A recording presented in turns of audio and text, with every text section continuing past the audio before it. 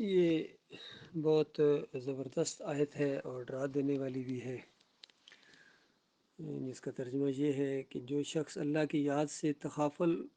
یعنی غافل ہو جاتا ہے، تغافل برتتا ہے یا غافل ہو جاتا ہے، اللہ تعالیٰ کہتا ہے ہم اس پر ایک شیطان مسلط کر دیتے ہیں جو ہر وقت اس کے ساتھ رہتا ہے، ہر وقت۔ بتائیے جب اللہ اس کے اوپر شیطان مسلط کر دے۔ سورہ قاف کے اندر آتا ہے کہ یہ شیطان جب جو اس کے اوپر مسلط کیا گیا ہے، کل قیامت کے دن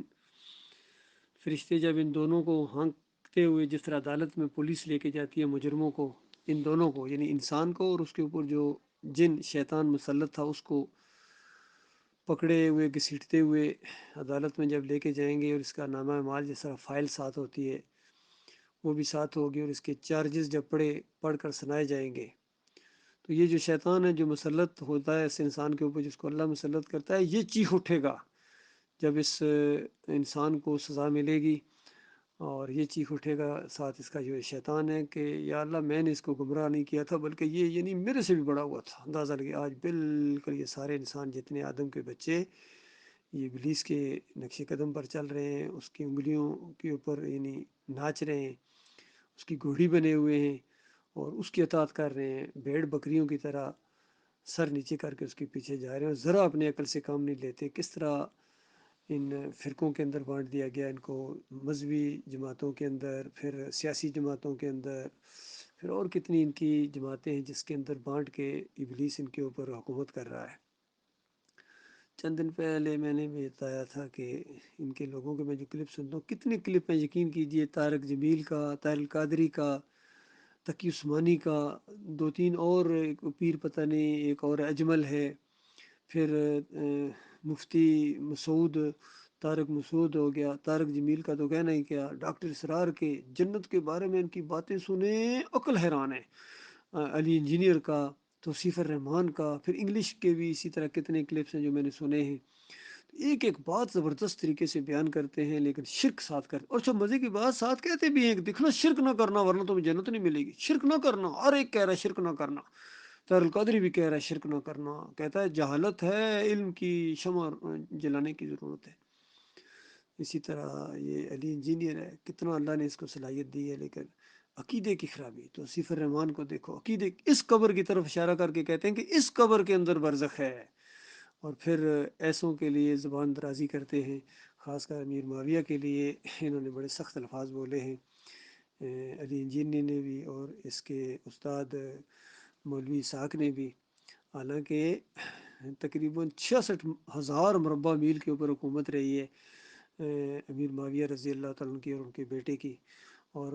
20 سالہ دور حکومت میں دو مسلمانوں کے درمیان لڑائی نہیں ہوئی ہے۔ اس قدر رعب اور دبدبا تھا رومیوں کے اوپر اور دوسرے یعنی ایرانیوں کے اوپر، اور مسلمان آپس میں اس قدر خوش تھے، تو اندازہ لگائیے، اور باپ بیٹے دونوں کو جنت کی خوشخبریاں ہیں بخاری کی روایت کے اندر نام لے کے، لیکن ان بےایمانوں نے رافضیوں کے پروپیگنڈے کی وجہ سے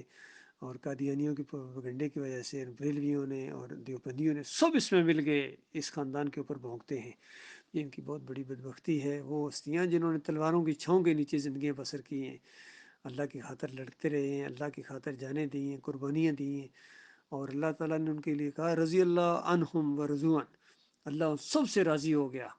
اور سب کے ساتھ اللہ نے اچھے وعدے کیے ہیں۔ تو یہ اصل میں جن کے اندر ایمان نہیں ہوتا ہے وہ ان چیزوں کو نہیں سمجھ سکتے ہیں، ان کے دلوں میں صحابہ کی محبت پیدا ہو ہی نہیں سکتی ہے، نبی علیہ السلام کی سچی محبت ان کے دلوں میں ہو ہی نہیں سکتی ہے۔ شرک جب آ جاتا ہے تو اس کے بعد پھر ساری زندگی کی کے اوپر شے پھیر دی جاتی ہے، اور سب سے بڑا جرم جو کیا اس دور کے اندر وہ محمد حنیف نے یعنی فی ٹولے نے کیا ہے۔ ان کو تو ایمان کی سمجھ بھی آ گئی، دوسروں نے چلو ایمان کی لذت چکھی بھی نہیں، کفر و شرک میں ہے، لیکن اس نے ایمان کی ذائقہ چکھنے کے بعد اور اس کی خوبیوں سے واقف ہونے کے بعد پھر اس نے سجدہ تعظیمی کا شرک جماعت کے اندر لے آئے، اور دو تین شرک اور ان کے اندر آ گئے، اسی شرک کے اوپر مر گئے، ڈاکٹر اسرار کی طرح، جس طرح وہ وحدت الوجود کے عقیدے کے اوپر شرک کے اوپر مرے ہیں۔ مودودی صاحب بھی قبر پرستی کے اس حیات النبی اور یہ جو اسماء موتا کے عقیدوں کے اوپر یہ سارے شرکی عقیدے ہیں، اور اسی طرح محمد حنیف بھی اسی شرک کے اوپر اس کی جان نکلی ہے، اور اب پیچھے چلنے والوں کی باری آ گئی ہے۔ بچے گا کوئی بھی نہیں، یاد رکھیے، بچے گا وہ جس نے اللہ کی طرف رجوع کیا، اپنے مالک اور خالق کی عزت کی ہے، شرک سے سچی توبہ کی ہے، فرقوں سے نکلا ہے، نہ بریلوی ہیں ہم، نہ دیوبندی ہیں، نہ حنفی ہیں، نہ حنیفی ہیں، نہ کسی سلسلے کے اندر ہمارا، ہم سارے ان سلسلوں کو بالکل باطل سمجھتے ہیں، قادریہ ہو، چشتیہ ہو، سروردی ہو، نقشبندی ہو، سارے گمراہ لوگ تھے، ہم ان سے بالکل بیزاری کا اعلان کرتے ہیں، بالکل ان کو چھوڑتے ہیں، ان مزاروں کو، عرس اور میلوں کو، جمہوریت کو، پیروں کو، تعویذ گنڈے کو، واسطے وسیلے کو، تعظیمی سجدے کو، سب سے ہم بیزاری کا اعلان کرتے ہیں۔ ہمارا ایک مالک ہے، بس ہم اس کے بندے ہیں، اور اس نے ہمیں حکم دیا ہے کہ نبی علیہ السلام کی اطاعت کرنی ہے۔ نبی علیہ السلام کی جو بھی بات ہے ثابت ہے صحیح حدیث کے ذریعے، سر آنکھوں کے اوپر ہے، اور نبی علیہ السلام کی بات کے مقابلے میں پوری دنیا کے علماء اکٹھے ہو جائیں، مولوی اکٹھے ہو جائیں، ان کی باتیں بالکل باطل ہیں۔ جب نبی علیہ السلام نے کہہ دیا قبروں کو کچا رکھو تو کچا رکھو،